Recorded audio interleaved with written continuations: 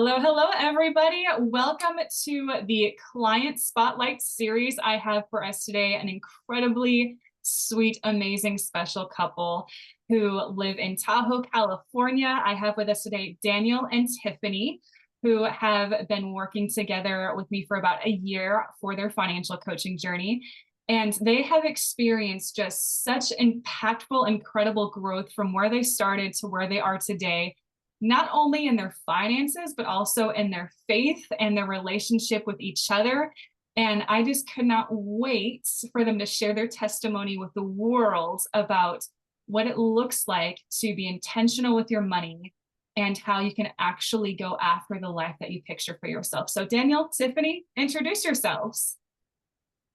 Hello. We're coming from South Lake Tahoe, and we're just really thankful to be here. This is my wife, Tiffany, and we are pregnant. We have a little baby due in about 3 weeks. And so this has just been an amazing journey. We've been married about a little over a year and a half, and we started coaching with Tracy about 6 months into our marriage. 6, 7 months. About a year ago. Yeah. About a year ago. And so yeah, we're up here. We both work, but yeah, we're just really thankful and blessed to have gone on this journey with Tracy and have her encouragement. So I'm excited to kind of share how the Lord has worked in our lives. Yes, God gets all the glory. I love it. So Tiffany, Daniel, what was life like for you guys? Newlyweds, brand new marriage. What was that like for you in your life and your finances before you raised your hand for help with your money? Yeah. Well, before we raised our hand with money, we were still trying to figure out how to like combine finances as a married couple. Taking advice here and there. We we found like this Dave Ramsey show. I'd never heard of him before, and Daniel had, but had never really followed it. And it was this point where I was like, maybe we need a coach. We had all this, we had these debts, and I was like, wait, maybe I don't need debt. And then we had some wedding funds that we needed to take care of, and we wanted to be smart with it because we also were living with my mom at the time right after our marriage, and we wanted to see if we could afford to move out in the situation that we were in, and we wanted to see if that was, we were getting all this advice to do it, but we wanted to make sure we weren't being just totally dumb, just leaving with the situation. I think it's hard to take leaps, especially when you're getting counsel. But I think the hardest thing is we felt trapped. Mm. I think that like we were both making okay money, but we had no money to do anything. And like now looking back, we were just joking about how we used to eat so good. We never had treats because treats means it's something out of the ordinary. It's like we were just treating ourselves crazy. I mean, like looking back, our monthly groceries and eating out budget was like $1,500 a month. It was like Blew it out of the water. ridiculous. We just had no self-control. And we knew that we needed to do something. Like I think it resulted from our conversation with our elders saying, you need to move out. And we were like, how the heck will we ever move out financially? Like, how would we do that? And so when we found Tracy, we were like looking at an apartment, and they were like, we'll offer it to you. And it was sort of like this, like, it's an emergency. I need advice right now. And so we came to the table like with some like serious discussion points that she just like walked us through pretty rapidly. but like I think it was part of the reason why I think we felt trapped is we didn't know how to talk about it. Because I didn't want to take something away from Tiffany, and she didn't want to take something away from me. And we were living in this like not holding each other accountable world. Mm-hmm. And so I think we felt really like locked down, and like we had no options. It didn't really feel like we had the option to leave, although we wanted the option to leave and get our own apartment. Yeah. Because we hadn't managed our money well, felt like there was no options. Yeah. And that happens so often, guys. Like when you don't have intentionality with your money, it's your money that controls your life. And when you start having that intentionality, when you start telling your money where to go instead of wondering where it went, all of a sudden, all of these doors open up for you guys. So Tiffany, I just want to circle back to something that you said. You said you had never heard of Dave Ramsey before. You had these debts.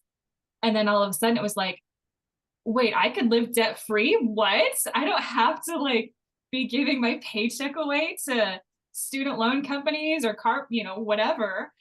And all of a sudden, like, possibility of a changed future came. It was just a matter of, how do I get there?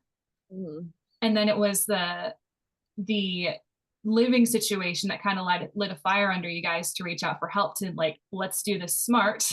I love what you said, Daniel, of like, I want to make sure we're not being dumb. and that opened up the door for you guys. So what was the biggest fear that you overcame to saying yes to yourselves and taking control of your finances and being intentional and working with a coach? Let me go. I think I had the fear working with a coach. I think I had more fears at first, of that. We already had such little money. I had no idea where we would find the money to pay a coach and continue paying off what we were doing. Like we'd started maybe 3 weeks before doing the coaching. We started trying to do the Dave Ramsey paying things off, but I was like, there's no way that now we've looked at our budget that we can find this money. That was a big fear of mine, is that like it would tap us so hard that we wouldn't be able to reach our goals, which was quickly overturned. But that was a big fear of mine. And then I think the fear of like losing the things that we enjoyed. I think like a big goal like that takes immense sacrifice. And I was scared of the sacrifice. Honestly, I was scared of the sacrifice. I think those were two of the big fears I had embarking on the journey. Yeah. So one of my biggest fears was the effect it would have on the relationship with my mom moving out. And partially because, you know, we were financially taking care of her, and it almost felt like we were abandoning her by making this decision. And, you know, one of the strongest arguments I had never been able to overcome in the past was it makes financial sense to stay.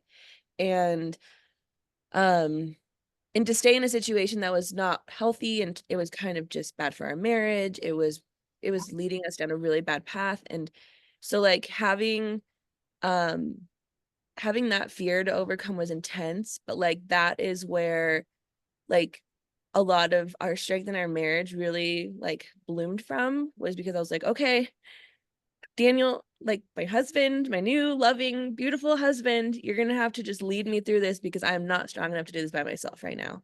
And because I've never been strong enough to leave the situation that I was in until we like found the reasonableness and like the, you know, the strength and like the encouragement, and having someone who's like willing to do it and with me and doesn't question it and is like right next to me. Like, so that fear, it was pretty intense, and it definitely resulted in some hard conversations and intense moments with my mom. And you know, but the Lord was really faithful and had a lot of, you know, lessons to be learned in that situation. And yeah, so we overcame, but at the end of the day, that was huge. That was a huge fear. And Tiffany, you have grown so much when it comes to boundaries and communication and like sharing, like, this is what I'm thinking, this is what I'm feeling, here's how it's affecting me. And like boundaries is also a huge part of money as well. And you have just grown so much, both of you have, and being able to have those conversations and stand your ground, even when like the in-laws and the parents are like, you should do this and you should do this. And both of you guys have just been like, we have our plan. We're doing what's best for us. We love you and we appreciate how much you love us by giving us this advice. We're doing this instead. And I think it also set a good precedent for us that I think I was afraid that Dave Ramsey's program was all about living the scarce life as possible. But I think our conversations with you and having to pay for counseling and having to pay for a separate house set the precedent that good things are worth paying for. And it is not a bad thing to spend money on things that are worthwhile. Right. And financially, it didn't make sense to spend another $1,600 a month on a second place to rent. But having that mindset from the get-go that good things are worth spending money on, and that set a platform for us to communicate. And I don't think we ever would have done it if we hadn't have spent that money. Like we never have done it if we hadn't spent that money that we spent on coaching or for our own place.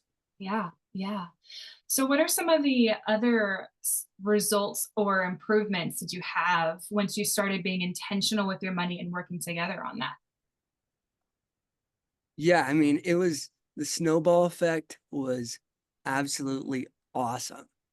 I mean, we immediately had a stack of cash from our wedding that we hadn't used yet.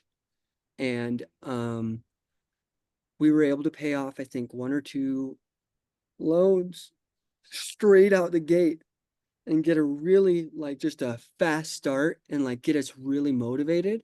And so do you want us to talk numbers? Yeah, sure. If you're willing to share, absolutely. Yeah. So we started with total of $47,000 in debt. And I think we were able to get a pretty quick start and start knocking stuff off. But as we continue to go and grow, I think we hit these hurdles.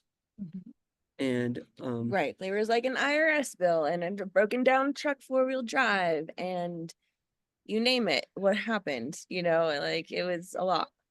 But we were working so hard that we had an initial goal of, we started in June with Tracy, and we had an initial goal of being out of debt by April, or was it May?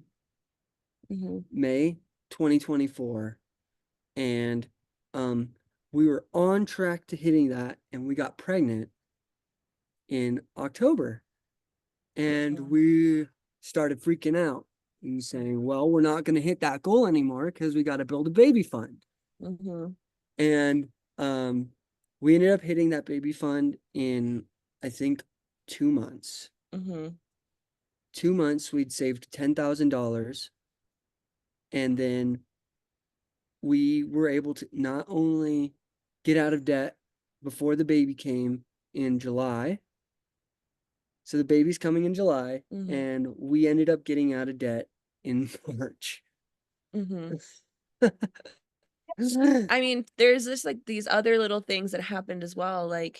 So we were doing these budgets and we were using the every dollar method and the every dollar app and everything.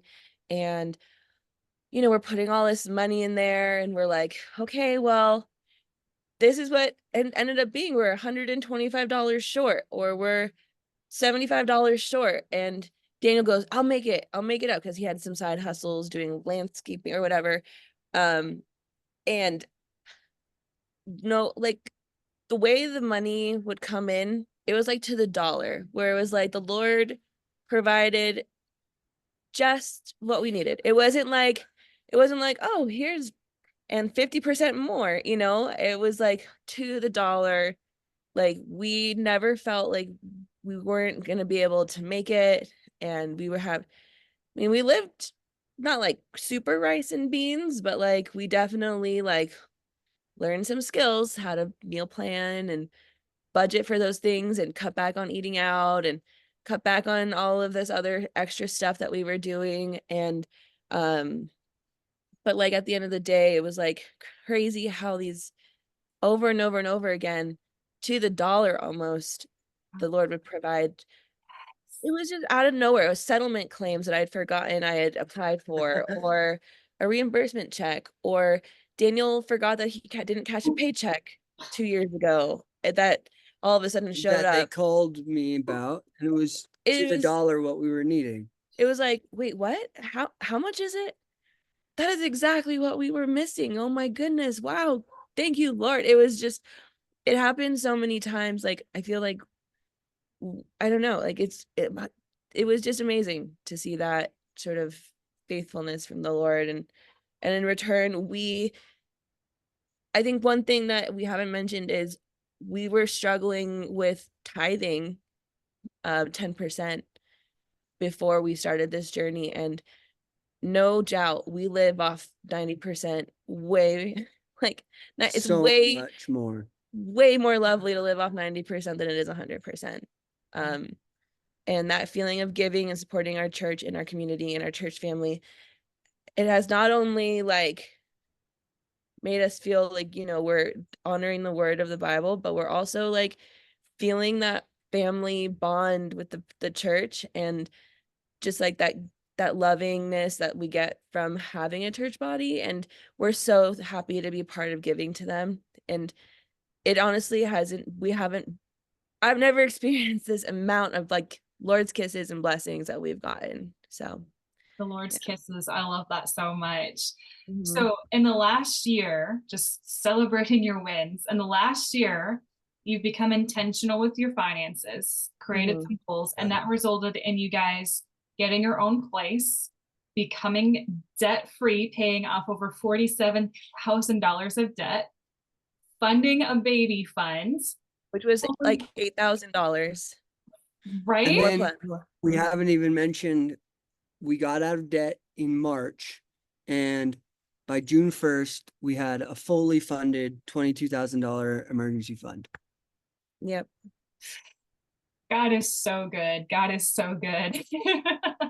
And it's not like we make that much money either. It does feel like these blessings came in such crazy ways at large amounts. Mhm. We got a check of $10,000, two checks together worth $10,000 that we were not expecting ever to receive. And it's just the overwhelmed blessing is just like incredible. And we're just like, yeah, it is incredible that we get to bring this baby into the world, having security in an emergency fund, and like not having to worry about another debt. Yes. It is overwhelming. So we talked the tangible number sides of being intentional with money. How has your relationship changed? So you guys started this 6 months into your marriage, but how has your communication together changed? How has your ability to work together changed? Like, how has your marriage changed ever since starting this journey a year ago? Well, I think, like I mentioned earlier, just being able to trust Daniel a lot with like the leadership, like, that's a struggle for a new wife, especially like as I was older, not super old or something, but like it's definitely like I had been financially on my own, doing my own thing, everything, all my cards were under my name, all my bills, all my loans, everything was under my name. I was all that I was good to go, right? And so getting married and really sharing those finances and trusting Daniel has been a huge learning curve, but also like really has bonded us because we found our like platform to stand on together for a lot of things. And um I think that's one huge one for me. Yeah. I think our communication has really, really increased. I think that we were having a lot of anxiety uh, around money, and Tiffany and I handle that in different ways. I really just close up and I get really just closed up and tight and don't want to spend any money and just get anxious. And I think Tiffany has a more like, well, I'm anxious, I'm just gonna ignore that and we'll just power through. And so I think we like figured out how we kind of communicate, Yeah. and having that like just being able to have a place to come regularly to keep us accountable really, really helped us. And to have another person who saw us, I mean, Tracy has gotten to know us so well. I mean, and it's funny how she has caught on to our mannerisms, or how she can see how something that Tiffany says affects me, or how something I say affects Tiffany in ways that we don't notice it about each other. And that can help that communication. Yeah. Um, We've left many of these counseling meetings just like being like, I'm sorry I said that, and will you forgive me? Like, we've had to do that a couple of times where, like, because it gets emotional and you kind of get defensive and prideful, unfortunately. And like when you start talking about like your opinions and your thoughts and your decisions, and so we've really had to like learn how to just come back down from those moments and really see ourselves as a team, and that without each other we wouldn't have gone this far. That's so powerful. That is so powerful. Marriage is definitely a team effort for real, and pride has no place in a team. True. So what would you say to somebody who is on the fence about changing their financial habits and reaching out for help? Don't wait for the panic button to do it because the panic button will come. I love that. I But I agree with that, but I think you gotta be sick. You gotta be sick of where you're at. yeah, Like, if you're okay being where you're at, then I don't think you'll have that motivation and drive to really take it to the next step with your goals.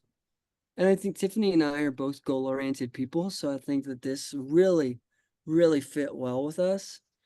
Um, but yeah, I would encourage you that like, as Tiffany and we were talking, we were like, we have all this knowledge, we can get all the knowledge from Dave. I don't know as much as I think I know. And we didn't have the same discipline that we wanted to say that we did, to meet every week and talk about finances and set goals and set paths on how we're going to do that. I think having that outside help really helped us give us the discipline that we needed, and we continue to accountability. need, because our goals are not over yet, Right. you know? And but it's really encouraging that we're able to kind of relieve out of the gazelle mentality for a minute. And that's been really relaxing. And I will say, like, that is part of it too. Like, it doesn't stay forever. Like, we hammered it. We like, the harder we went, the faster we went. It was like, let's go harder. It was like intense for us. But we also like found it so rewarding. Like those little wins, like paying off that little debt, making that emergency fund, conquering those random expenses that came up, selling the car, like putting something up for sale and actually selling it and going through these processes, like those kinds of things were just crazy encouraging. But like it was awesome to just like get those little wins and get that momentum. And don't be discouraged if it doesn't happen right away either. I'd say that too, because there were certain things that we set goals for. Yeah.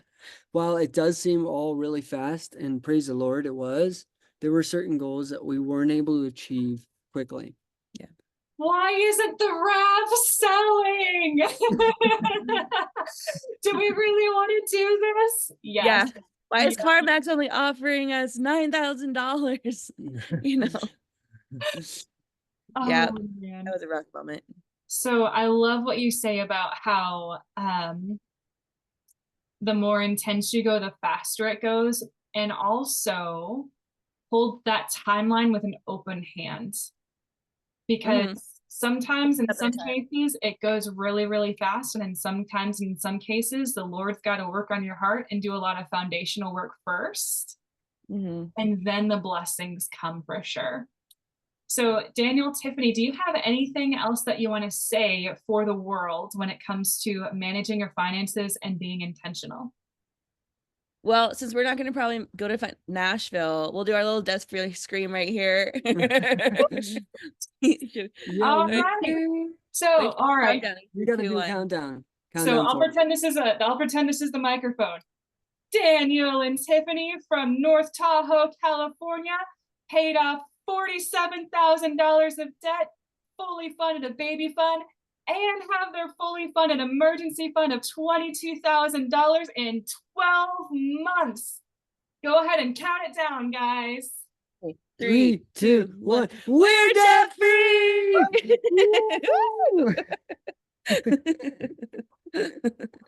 That was fun. Let's see, can I get confetti going?